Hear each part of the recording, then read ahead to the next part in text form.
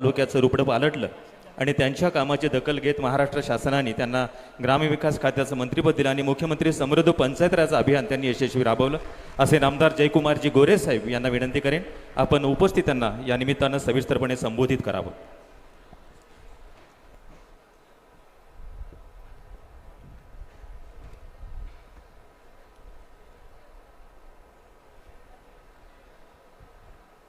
आज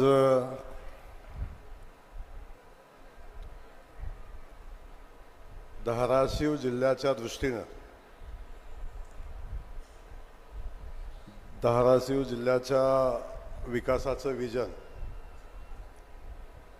आपला जीव धाराशिव 2030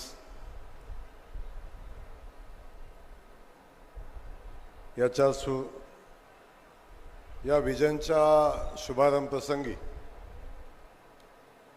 आपल्या सगळ्यांना ज्यांनी हे विजन दिलंय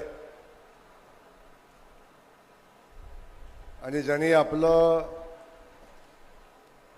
या जिल्ह्याच्या संदर्भातलं जिल्हा परिषदेच्या संदर्भातलं मत मांडत असताना जेवढ्या तन्मयतेनं मनापासून आपल्या भावना व्यक्त केल्या आणि माझ्या जिल्ह्याचा विकास झाला पाहिजे, माझ्या जिल्ह्यातल्या गावखेड्यांचा विकास झाला पाहिजे, आमची नवी पिढी घडत असताना नव्या पिढीच्या पाठीशी आपण सगळ्यांनी ताकदीनं उभं राहिलं पाहिजे, अशा पद्धतीची भूमिका घेऊन तळमळीनं काम करणाऱ्या एका बाजूला विकसित महाराष्ट्राचं स्वप्न राज्याचे मुख्यमंत्री आदरणीय देवेंद्र फडणवीस साहेब घेऊन चालले आहेत आणि दुसऱ्या बाजूला विकसित धाराशिवचं स्वप्न पुढे घेऊन चाललेल्या आपल्या जिल्हा परिषदेच्या अध्यक्षा यांच्यासाठी एकदा जोरदार हात वर करून आपण टाळ्या वाजवल्या पाहिजेत। सन्माननीय अर्चनाताई पाटील या ठिकाणी धाराशिव जिल्ह्याच्या विकासाचा संकल्प करून इथल्या पाण्याचा प्रश्न असेल, इथल्या रस्त्याचे प्रश्न असतील, शेतकरी बांधवांचे प्रश्न असतील, MIDCचे प्रश्न असतील, युवकांच्या हाताला काम देण्याचा विषय असेल, या सगळ्या क्षेत्रामध्ये सातत्यानं झपाटल्यासारखं काम करणारा एक आपल्या भागाचा नेता, या भूमीचा सुपुत्र सन्माननीय राणा जगजितसिंग पाटील हे या ठिकाणी उपस्थित आहेत। शिक्षकांचे प्रश्न तळमळीनं मांडणारे माझे सहकारी सन्माननीय विक्रमजी काळे, या जिल्हा परिषदेच्या उपाध्यक्षा सन्माननीय उषाताई गायकवाड, सन्माननीय धाराशिवच्या नूतन नगराध्यक्षा नेहा काकडे, सभापती अर्थ व बांधकाम सिद्धेश्वर कोरे, भाऊसाहेब खरसडे सभापती कृषी, विशाल कोकणे सभापती समाज कल्याण, सन्माननीय पूजाताई शिंदे सभापती महिला बाल कल्याण, कीर्ती किरण पुजार या जिल्ह्याचे कर्तृत्वान जिल्हाधिकारी, ऋतू खेमकर आमच्या पोलीस अधीक्षक, वंदा महार्दळकर मुख्य कार्यकारी अधिकारी, सन्माननीय निलेश काळे अतिरिक्त मुख्य कार्यकारी अधिकारी, दत्ता कुलकर्णी आमचे जिल्ह्याचे अध्यक्ष भारतीय जनता पक्षाचे, मराठवाड्याचे समन्वयक नितीनजी काळे, जिल्हा परिषदचे सगळे पदाधिकारी, असंख्य पदाधिकारी वास्तविक पाहता या ठिकाणी आहेत। या सगळ्यांचं आता नाव न घेता सगळ्यांची क्षमा मागेन। स्टेजवर उपस्थित असलेले सगळे सन्माननीय सगळे जिल्हा परिषद सदस्य, सगळे पंचायत समितीच्या सभापती, आपण उपस्थित असलेले सगळे पंचायत समितीचे सदस्य, मोठ्या संख्येनं उपस्थित असलेल्या आमच्या लाडक्या बहिणी, आशा सेविका, अंगणवाडी सेविका, सगळ्याच आमच्या भगिनी, सगळे आमचे बांधव, सगळे पत्रकार बांधव, सगळ्यांचं मी मनापासून या ठिकाणी स्वागत करत असताना आज आपल्या सगळ्यांच्या साक्षीनं आपला जीव धाराशिव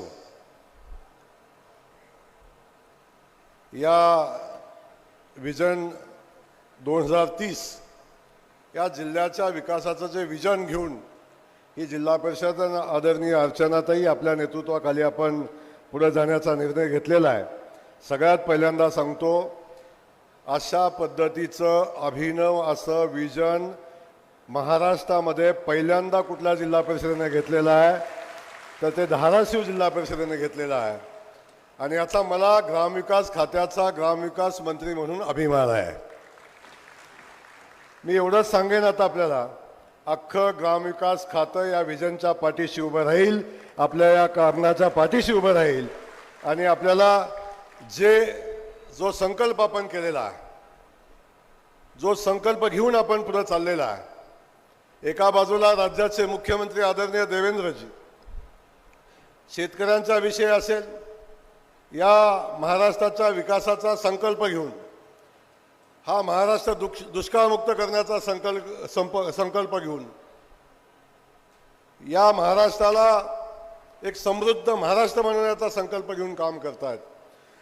जेव्हा अशा पद्धतीनं प्रत्येक जिल्हा संकल्प करेल, अशा पद्धतीनं या जिल्ह्याचा विकास करण्याचा संकल्प घेऊन जिल्हा पुढे जाईल, तेव्हा खऱ्या अर्थानं आपण आपल्या मुख्यमंत्र्याच्या पाठीशी ठामपणे उभं राहतोय आणि त्या संकल्पामध्ये आपलं योगदान देतोय, हे या निमित्तानं सिद्ध होईल. आणि ते काम या महाराष्ट्रामध्ये पहिल्यांदा धाराशिव जिल्हा करतोय, याचा मला मनापासूनचा अभिमान आहे.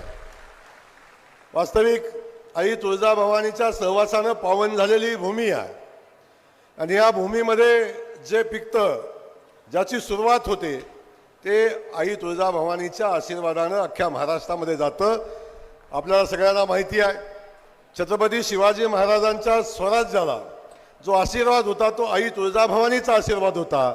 आणि तो आशीर्वाद जेव्हा आई तुळजाभवानीचा पाठीशी उभा राहिला, छत्रपती शिवाजी महाराजांनी स्वराज्य निर्माण केलं आणि आपण त्याचे सगळेजण साक्षीदार आहोत. आणि याच जिल्ह्यामध्ये या अभियानाची सुरुवात होते. नक्की हे अभियान यशस्वी होईल आणि धाराशिव जिल्हा 2030 साली जो विजन घेऊन पुढे चाललाय तो विजन पूर्ण करेल, अशा पद्धतीची अपेक्षा या निमित्ताने मी व्यक्त करतो. आज आपण सगळेजण पाहतोय, या महाराष्ट्राला पुढे घेऊन जात असताना या देशाला विकसित देश घडवण्याचा संकल्प आदरणीय मोदीजींनी केला आहे. आणि या राज्यातल्या प्रत्येक घटकाला ताकद देण्याचं काम केंद्राचं सरकार करतं, राज्याचं सरकार करतं. आणि खास करून आपण बघितलं असेल, राज्याचे मुख्यमंत्री आदरणीय देवाभाऊ यांनी जेव्हा दुसऱ्यांदा महाराष्ट्राच्या मुख्यमंत्रीपदाची शपथ घेतली, तिसऱ्यांदा, तेव्हा पहिली मुलाखत झाली आणि त्यामध्ये सांगितलं होतं की मला महाराष्ट्र दुष्काळमुक्त करायचा आहे. आणि त्यामध्ये सगळ्यात मोठा संकल्प कुठला होता तर आमच्या पश्चिम महाराष्ट्रातलं वाहून जाणारं पाणी, कोयनेचं असेल, कृष्णेचं असेल, जे वाहून जाणारं, समुद्राला वाहून जाणारं पाणी, ते उचलून आमच्या मराठवाड्याला देण्याचा निर्णय घेतलाय. आणि खऱ्या अर्थानं मराठवाड्याला दुष्काळमुक्त करण्याचा संकल्प राणादादा मुख्यमंत्री महोदयांनी सातत्याने आपण पाठपुरावा केलेला आहे, सातत्याने या भागानं पाठपुरावा केलेला आहे आणि म्हणून मुख्यमंत्र्यांनी घेतलेला आहे. त्याबद्दल मुख्यमंत्री महोदयांना मनापासून मराठवाड्यानं धन्यवाद दिले पाहिजेत, हे या निमित्तानं मी आवर्जून आपल्याला सांगेन. आज आपण पाहतो, जेव्हा या भागाच्या विकासाचा संकल्प करून आपण पुढे जातो, तेव्हा नवी पिढी घडली पाहिजे, नव्या पिढीच्या पाठीशी ताकद उभी केली पाहिजे आणि नव्या पिढीनं एक संकल्प करून काम केलं पाहिजे, अशा पद्धतीची अपेक्षा आज या जिल्हा परिषदेच्या माध्यमातून होताना आपण पाहतोय. अलीकडे आपण बघतोय आपलं विश्व कुठं चाललंय. मला वाटतंय अलीकडच्या कालखंडातलं आपलं आयुष्य जेवढं राहिलंय त्यातलं निम्म आयुष्य फक्त आपण मोबाईल बघायला घालवत. घरामध्ये आपण पाहतो 5 माणसं असली तर 5 माणसाच्या हातामध्ये 5 मोबाईल असतात. कुणी कुणाकडे बघायला तयार नाही. मुलगा आईकडे बघायला तयार नाही, नवरा बायकोकडे बघायला तयार नाही.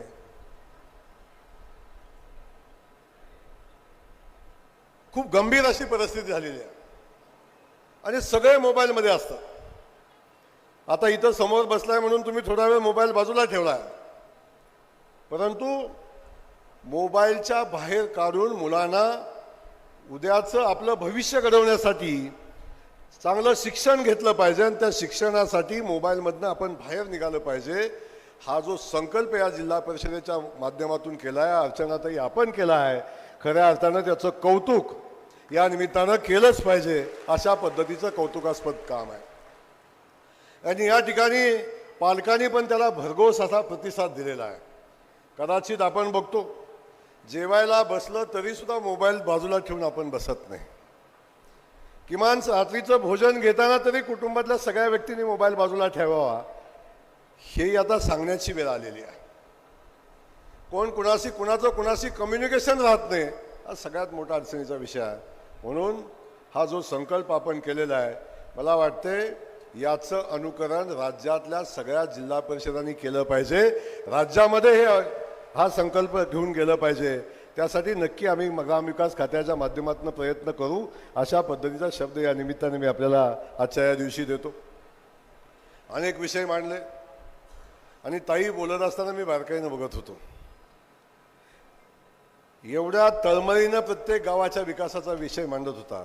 ताई, खऱ्या अर्थानं जर मुख्यमंत्री समृद्ध पंचायत राज अभियान हे जर आपण अभियानाचा GR एकदा वाचला आणि त्याच्यावर जर आपण काम केलं, मला वाटतंय ताई एवढ्या बारकाईनं या अभियान समजून घेतला असेल तर मला वाटतं अर्चनाताईंनी घेतला असेल. खूप चांगलं याच्यामधनं बघितलं, प्रत्येक गोष्ट सांगितली. काय आहे अभियान? माझा गाव समृद्ध झाला पाहिजे, माझी गावची शाळा समृद्ध असली पाहिजे, माझ्या गावची अंगणवाडी समृद्ध असली पाहिजे, माझी ग्रामपंचायत समृद्ध असली पाहिजे, माझ्या गावची स्मशानभूमी समृद्ध असली पाहिजे, आणि माझ्या गावातल्या सगळ्या लोकांनी ज्या ज्या योजना सरकारने बनवलेल्या आहेत त्या माझ्या गावातल्या प्रत्येक लाभार्थ्यापर्यंत पोचल्या पाहिजेत. आपण ठरवा, जर मोदीजींच्या पासून अगदी केंद्रापासून राज्यापर्यंत ज्या ज्या योजना आपल्या सर्वसामान्य माणसासाठी बनवलेल्या आहेत त्या योजनांची 100% अंमलबजावणी जरी आपण केली तरी सुद्धा गाव समृद्ध व्हायला मदत होईल. हे या निमित्तानं सांगताना मला आपल्या सगळ्यांना सांगायचं आहे. आपण सगळेजण पाहतो, अगदी मगाशी आमच्या ताईंनी सांगितलं, आमची स्मशानभूमी इलेक्ट्रिक स्मशानभूमी झाली पाहिजे. झाडं तोडतो आपण, आता त्याच्या पुढं गेलं पाहिजे आणि इलेक्ट्रिक शवदाहिनी तयार गावागावामध्ये केली पाहिजे. अशा पद्धतीचा संकल्प आपण केला आहे, जिल्हा परिषदेच्या माध्यमातून केला आहे. आणि मला वाटतंय त्याचं अनुकरण सगळ्यांनी आपण केलं पाहिजे. एका बाजूला 300 कोटी झाडं लावायचा संकल्प करतो आणि दुसऱ्या बाजूला झाडं तोडायचा कार्यक्रम आपण सातत्यानं करतो. त्यामुळं या उपक्रमाला मनापासून साथ दिली पाहिजे. एका बाजूला आपण बघतो आता ग्रामविकास खात्यानं तरी निर्णय घेतला, आपल्या राज्यामध्ये जवळजवळ 40,000 महसुली गावं आहेत, पण आजही 8,000 महसुली गावांना स्मशानभूमीच नाही आहे. आपल्या दृष्टीनं भूषणावर नाही. आता आम्ही ग्रामविकास खात्याच्या माध्यमातून निर्णय घेतला आहे, जोपर्यंत गावाला स्मशानभूमी आहे असा दाखला मिळत नाही तोपर्यंत गावात स्मशानभूमी सोडून दुसरंही कुठलंही काम मंजूर केलं जाणार नाही. जन्माला आल्यानंतर आपण सगळ्यांनी पाहिलं, आता सरकार आपल्या मातेची काळजी घेते, भगिनीची काळजी घेते, बाळाची काळजी घेते, बाळ मोठा झाला पाहिजे म्हणून काळजी घेते. आमच्या ताईने पुन्हा काळजी घेतली, आमच्या गरोदर भगिनीला एक वेळचं जेवण सुद्धा दिलं पाहिजे, ही भूमिका आता इथं आपण घेतलेली आहे. आणि या सगळ्या व्यवस्था, आता तुमचं आरोग्य चांगलं राहिलं पाहिजे, महात्मा फुले जन आरोग्य योजना 5 लाखापर्यंतचा उपचार मोफत, आयुष्यमान भारतमधनं 5 लाखाचा उपचार मोफत, या सगळ्या गोष्टी आपण बघतोय. हे सगळं जीवन आपलं सुसह्य व्हावं, चांगलं व्हावं, शेतकरी समृद्ध व्हावा याच्यासाठी आपण आहे. पण जर आजही महाराष्ट्रातल्या 8,000 गावात आपल्याला जाताना जर जायची व्यवस्था नसेल, स्मशानभूमी गावाला नसेल, तर आपल्या दृष्टीने ते भूषणावर आहे. त्यामुळं याच्यावर आपण भर दिला, याचंही मनापासून या ठिकाणी मनापासून कौतुक केलं पाहिजे. आपण गावामध्ये सायकल बँक केली पाहिजे. खास करून आमच्या आशा सेविका इथं बसलेल्या आहेत. सुपरवायझरना पहिल्यांदा असा उपक्रम मी ऐकला होता की स्कूटी देण्याचा निर्णय घेतलेला आहे. पाहिजे का नाही? राणादादाला विचारलं ही कुठून देणार आहे, मलाही योजना सांगा. राणादादा म्हणले आम्ही CSR मधनं देणार आहे. शासनाकडे पैसा मागितला नाही आहे. म्हणजे एक लक्षात घ्या की आपल्या या जिल्ह्यातल्या ज्या काम करणाऱ्या आमच्या भगिनी आहेत, अंगणवाडी सेविका, आशा सेविका, सुपरवायझर, या सगळ्या आमच्या भगिनी ज्यांनी कोविडच्या अगोदरपासून जी जबाबदारी येते आमच्या अंगणवाडी भगिनीवरच येते. जिथं अडचण आहे तिथं आमची अंगणवाडी भगिनीच आठवते. कोविड सारख्या कालखंडामध्ये कोट्यावधी लोकांचा जीव, आपला जीव धोक्यात घालून वाचवण्याचं काम केलं असेल आमची अंगणवाडी भगिनी असेल, आशा सेविका असेल, आमची नर्स भगिनी असेल, या सगळ्यांनी कोट्यावधी लोकांचा जीव वाचवण्याचा प्रयत्न केला. कसला सर्वे आला की अंगणवाडीची भगिनी आमची, आशा सेविका आमची. परंतु या सगळ्या परिस्थितीमध्ये आपल्या सगळ्यांना माहिती असेल, खऱ्या अर्थानं या भगिनीच्या पाठीशी उभं राहण्याचा निर्णय कोणी घेतला असेल तर तो देवाभाऊनी घेतला. अंगणवाडी भगिनीचं आमचं सुरुवातीचं मानधन किती होतं? 10,000 होतं. आता 24 पासून ते 13,000 रुपये मानधन करण्याचा निर्णय आपल्या सरकारनं घेतला आहे ना. 13,000 आहे ना. आमच्या मदतनीस भगिनी आहेत, त्यांचं मानधन वाढवण्याचा निर्णय घेतला. राणादादा, खऱ्या अर्थानं या सगळ्या व्यवस्था आपण बघितल्या असेल. गावचा पाटील आपण बघितला. पूर्वी पाटलाला फार किंमत असायची, गावच्या पाटलाला. पण अलीकडचा पाटील घरातनं बाहेर पडला की बायको हातच चालूच करते. काम नाही, धंदा नाही, फुकटचा पाटील काय करतोय, अशा पद्धतीची परिस्थिती निर्माण झाली होती अलीकडं. आजपर्यंत पाटलांचा कुणी सन्मान केला नव्हता. तो सन्मान करण्याचं काम आमच्या देवाभाऊनी केलं आणि पहिल्यांदा पोलीस पाटलाला मानधन चालू केलं. पहिल्यांदा आता आमच्या पोलीस पाटलाला मानधन मिळतं.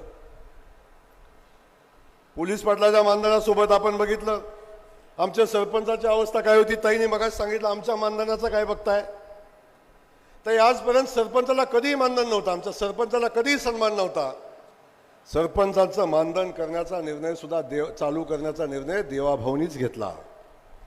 आज सरपंचाला मानधन 2,000 लोकसंख्या आहे, 6,000 मानधन आहे, 8,000 आहे, 8,000 मानधन आहे. आणि 8,000 पेक्षा जास्त लोकसंख्या असेल तर 10,000 रुपये मानधन आहे. ते मानधन देण्याचा निर्णय आपल्या देवाभाऊच्या सरकारने घेतला. उपसरपंचाला पण मानधन आहे. त्यामुळं कोतवालांची फुकटच कोतवालकी होती. आता कलेक्टर महोदया जुने एकदा पगार काढून बघा कोतवालांची काय अवस्था होती. या कोतवालांना कधीही सन्मानाची वागणूक नव्हती. पण गावात काही झालं की कोतवाल, बाकीचं काय नाही. पोलिसांनी कोतवालाला बोलायचं, सगळ्यांनी कोतवालाला बोलवायचं, सरपंचांनी कोतवालाला बोलवायचं. आजपर्यंत त्याचा कधी सन्मान झाला नव्हता. आज त्याही कोतवालाला 16,500 रुपयाचं मानधन देण्याचा निर्णय सरकारनं घेतला. त्यांना सन्मान देण्याचं काम केलं. असे अनेक निर्णय आपल्या या सरकारच्या माध्यमातून होत असताना आपण सगळेजण पाहतोय. म्हणून मला आपल्याला या ठिकाणी सांगायचं, जे जे निर्णय या ठिकाणी सांगितले आपण मगाशी ताईंनी बोलताना, ताई आपण खूप गोष्टी सांगितलेल्या आहेत. सगळ्या गोष्टीची नोंद माझ्याकडे आहे आणि मी स्पेसिफिकली लिहून घेतले. सगळ्या गोष्टी मला भाषणात सांगता येणार नाही, पण ह्यातल्या बहुतांश गोष्टी अशा आहेत की ज्याचा आदर्श राज्यानं घ्यावा अशा पद्धतीची भूमिका आपण मांडलेली आहे. त्यामुळं सायकल बँकचा विषय असेल तोही महत्त्वाचा विषय आहे. प्रत्येक चौकामध्ये हँडवॉश, आता कोविड आल्यावर कळतं हात धुण्याचं काय पण आपलं काय असतं, आपण अनेक गोष्टी घेतो आणि तेवढ्या लवकर सोडतो. कोविड आला की आपण एवढी काळजी घ्यायला लागलो, हातात खिशात सॅनिटायझर घेऊन फिरायला लागलो. तेव्हा सगळ्यांचं टी व्हीवर बातम्या, हात स्वच्छ धुवा, हात स्वच्छ धुवा. आता हे लक्षात कुणाच्या?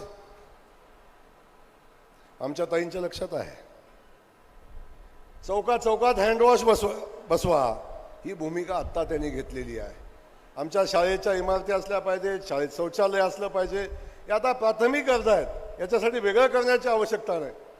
ह्या आवश्यक गोष्टी आहेत, या सगळ्या गोष्टी करण्याचा निर्णय त्यांनी घेतलेला आहे. त्यामुळं अनेक विषय आता त्यांनी मांडलेले आहेत. टी व्हीद्वारे ई लर्निंगचा विषय आहे, तोही विषय मांडला आहे. डिजिटल सायन्सचा लॅब, आणि खऱ्या अर्थानं मी कौतुक करेन तुमचं, गावागावामध्ये जो वाचनालय बांधण्याचा निर्णय घेतला आहे, मला वाटते याच्यापेक्षा सगळ्यात चांगला निर्णय असूच शकत नाही. राणादादा, आपण गावागावात जातो, आपल्याला सभामंडप मागतात. सभामंडप, गावात काय काम आहे तर सभामंडप द्या. जेवढं देव तेवढं सभामंडप. पण त्या सभामंडप एकदा बांधून झाला की त्या सभा मंडपामध्ये कोण असतो? तुम्हीच सांगा कोण असतं?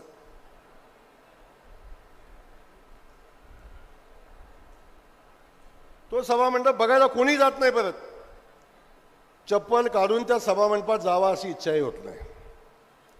आणि ज्याला अजिबात काम नसतं, अलीकडे रस्त्याच्या बाजूला पडणारे सभा मंडपात पडलेले असतात. आणि अगदीच कोण नसलं तर मग हे चालू असतं.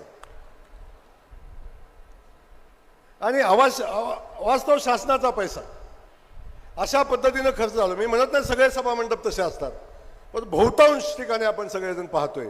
मी पण शेवटी जमिनीवरनं काम करतो, मला माहिती आहे काय गावखेड्यामध्ये होतं. पण आज ताईने निर्णय घेतला की गावात कशाची आवश्यकता आहे, तर गावात चांगल्या वाचनालयाची आवश्यकता आहे. या निर्णयाचं टाळ्या वाजवूनच स्वागत केलं पाहिजे. हे आपण वाचनालय बांधतोय, त्या वाचनालयामध्ये काय काय व्यवस्था लागतात. गावातली मुलं तिथं येतील, पुस्तक तिथं आहे तर वाचतील, बघतील, उघडतील, त्याचं महत्त्व समजेल आणि नवी पिढी घडेल. आणि हा नवी पिढी घडवले वाचल्याशिवाय घडणार नाही. आणि म्हणून आपण जो हा निर्णय घेतलेला आहे, या निर्णयाचं मी मनापासून या ठिकाणी कौतुक करेन. खूप चांगला निर्णय या निमित्ताने मला वाटतंय. याची अंमलबजावणी ही महाराष्ट्र झाली पाहिजे, देशभर झाली पाहिजे. गावात नेमकी कशाची आवश्यकता हे ज्या दिवशी कळेल आपल्याला, गावात चांगली जिम असली पाहिजे, बरोबर ना, मुलांनी व्यायाम केला पाहिजे. शेवटी आपलं आरोग्य चांगलं असेल, आपली तब्येत चांगली असेल तर सगळं करू शकतो आपण. अलीकडे बघतोय आपला प्राधान्यक्रम कशाला असतोय, या अलीकडे आपण बघतोय.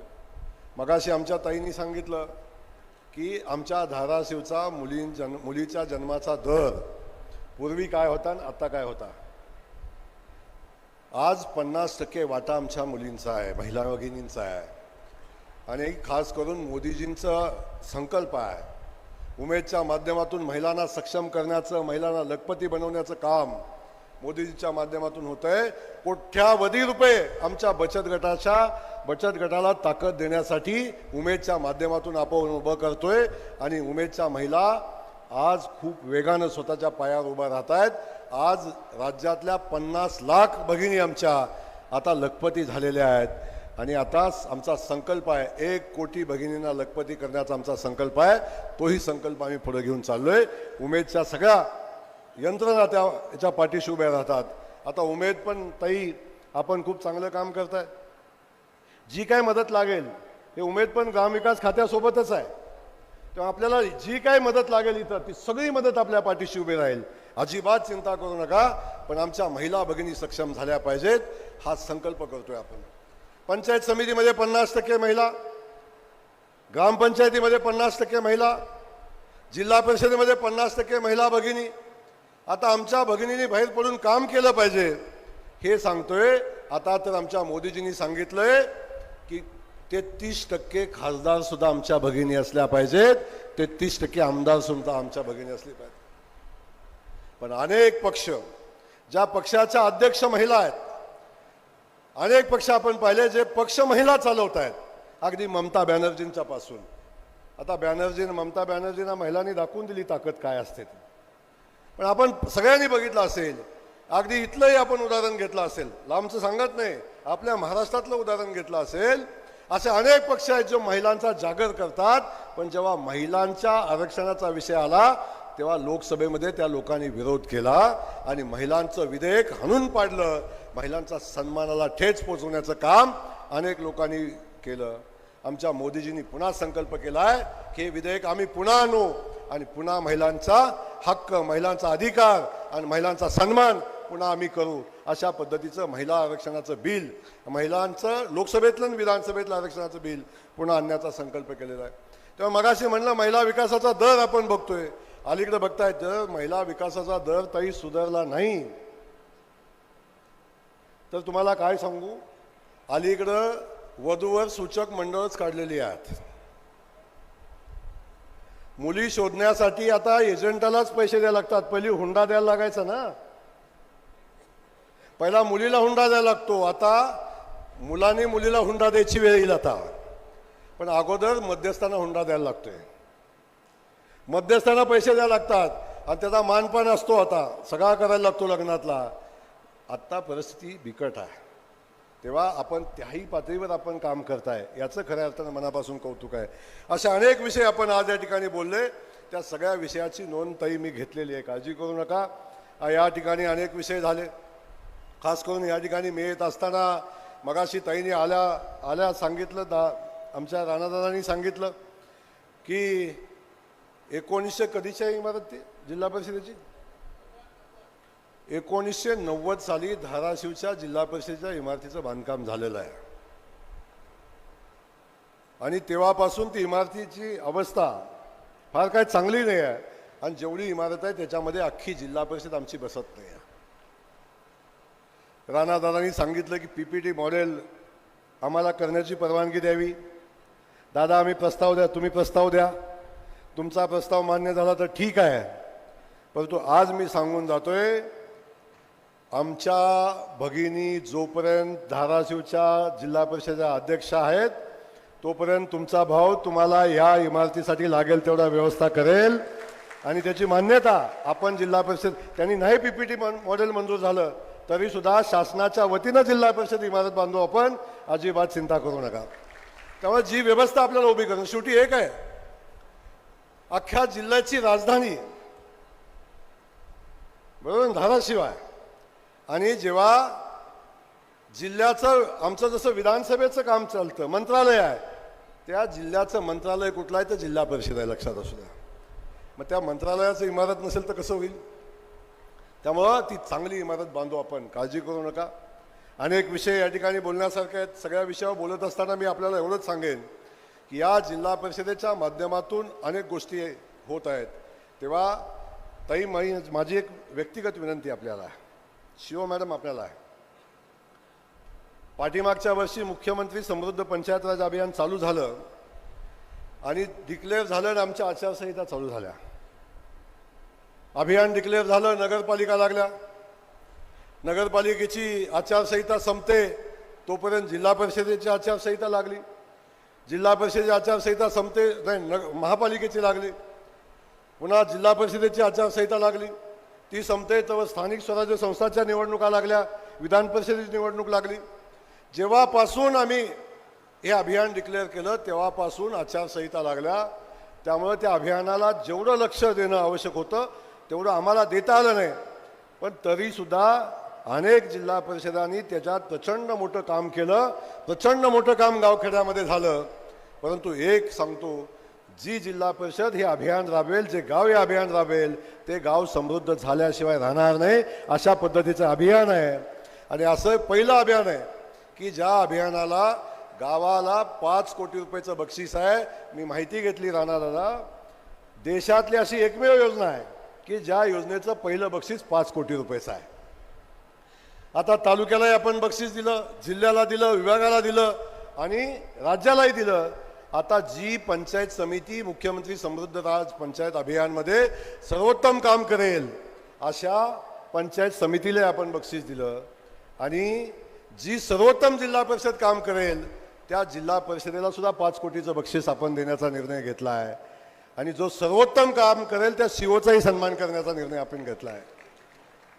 आता माझी इच्छा आहे, या वर्षीच्या अभियानाचा निकाल आता येईल तेव्हा येईल, परंतु जेव्हा पुढच्या वर्षीच्या अभियानाचा निकाल येईल तेव्हा धाराशिव राज्यातलं पहिली जिल्हा परिषद, 1 नंबरची जिल्हा परिषद असली पाहिजे आणि 1 नंबरचा CO म्हणून आमच्या धाराशिवच्या COचा सत्कार झाला पाहिजे.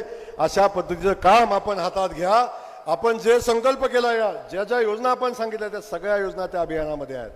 त्यामुळं तो संकल्प करून आपण काम करावं, अशा पद्धतीची विनंती या निमित्तानं या माध्यमातून मी आपल्याला करेन.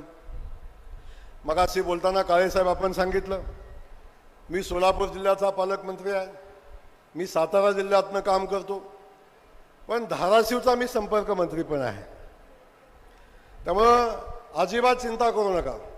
या जिल्ह्यातल्या सगळ्या व्यवस्था मजबूतीनं कशा चालतील, या जिल्ह्यातली प्रशासकीय व्यवस्था मजबूतीनं कशी चालेल याच्याबद्दल बिलकुल निश्चिंत राहावा. आपण मगाशी सांगितलं डीपीसी असेल, बाकीच्या सगळ्या व्यवस्था असतील. आता ग्रामविकास खातंच माझ्याकडे आहे. तुम्हाला ग्रामविकास खात्याची ताकद तर खूप मोठी आहे. जन्माला आलेल्या बाळापासून, बरोबर आहे, जन्माला आल्यापासून स्मशानभूमीत जाईपर्यंत जे जे लागतं ते ग्रामविकास खात्यामध्ये मिळतं.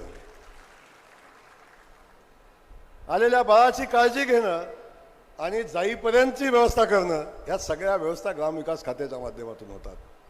मुख्यमंत्री सडक योजनेच्या माध्यमातून असेल, प्रधानमंत्री सडक योजनेच्या माध्यमातून असेल, बचत गटाच्या माध्यमातून असेल, या सगळ्या व्यवस्था करण्याची ताकद ग्रामविकास खात्यामध्ये आहे. म्हणून आपल्याला मी या निमित्तानं सांगेन, आणि खऱ्या अर्थानं ग्रामविकास पुढे घेऊन जाण्याची जबाबदारी जिल्हा परिषद आणि पंचायत समितीवर असते, आणि ते काम आपल्या हातून सर्वोत्तम होईल अशा पद्धतीची अपेक्षा या निमित्ताने व्यक्त करतो. आपण जे विजन घेऊन पुढे चाललेलं आहात त्या विजनला पासूनच्या पुन्हा एकदा सांगतो, सरकार आपल्या पाठीशी ठामपणे या सगळ्या परिस्थितीमध्ये राहील. राणादादा, आपण जे काम हातामध्ये घेतलंय त्या कामामध्ये आम्ही सगळे, आणि खास करून आपल्या पाठीशी देवाभाव आहेत, आम्ही सगळेजण आपल्या पाठीशी आहोत असा शब्द देतो थांबतो. जय हिंद, जय महाराष्ट्र.